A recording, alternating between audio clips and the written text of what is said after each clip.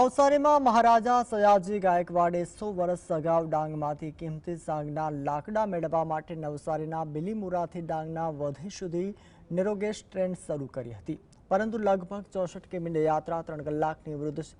વધુ સમય પૂરી કરવાથી આ ટ્રેનમાં અને રૂટના રેલવે સ્ટેશન ઉપર પ્રાથમિક સુવિધાઓને અભાવથી પ્રવાસીઓમાં નારાજગી પણ જોવા મળી હતી। નેરોગેજ ટ્રેન હેઠળ આવતા ગણદેવી, રાનકુવા અને ઉનાઈ અને ડુંગરડા જેવા સ્ટેશનોની જાળવણીમાં રેલવે તંત્રના આળસના કારણે આજે બિલીમોરા અને વધી વચ્ચેના તમામ સ્ટેશનો ખડેલ અવસ્થામાં જોવા મળ્યા છે। ઉનાવ માતાજીના યાત્રાધામ ખાતેનું સ્ટેશન પર ખંડેર હાલતમાં છે, જ્યાં પાણી, ટોયલેટ અને સફાઈ જેવી પ્રાથમિક સુવિધાઓનો પણ અભાવ છે। સરકાર પ્રવાસને વિકાસના દોડાવી રહેલી નેરોગેજ ટ્રેન તેના રૂટ ઉપર આવતા જ રેલવે સ્ટેશનો ઉપર પ્રાથમિક સુવિધા ઉપલબ્ધ કરાવવી એ ખૂબ જ જરૂરી છે તેવું પેસેન્જરો દ્વારા માંગ કરાઈ છે। એમ બી જે નેરોગેજ ટ્રેન છે એમ જોવા જાય તો હવે જે આપણા દેશમાં જોવા જાય તો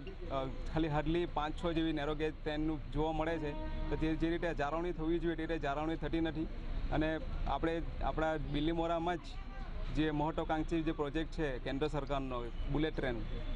આવવાનું છે, એના માટે બી જે ભંડોળની ફાળવણી કરવામાં આવી છે એ બુલેટ ટ્રેનનું સ્વાગત છે, પણ સાથે જે આપણી રાષ્ટ્રીય ધરોહર સમાન જે નેરોગેજ ટ્રેન છે એમની બી જાળવણી થવી જોઈએ।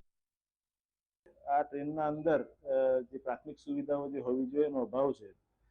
કારણ કે એના જે કોચ છે એ પણ બધા જૂના છે અને એના અંદર જે ટોયલેટની કે જે કંઈ બીજી સુવિધા હોવી જોઈએ એ સુવિધા નથી, પરંતુ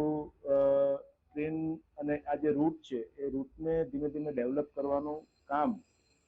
આવનારા દિવસોમાં થવાનું છે। રેલવે મંત્રી શ્રી અશ્વિની વૈષ્ણવજીને દિલ્હી ખાતે રેલ ભવનમાં મળ્યા તે વખતે પણ આની ચર્ચા થઈ હતી અને એમણે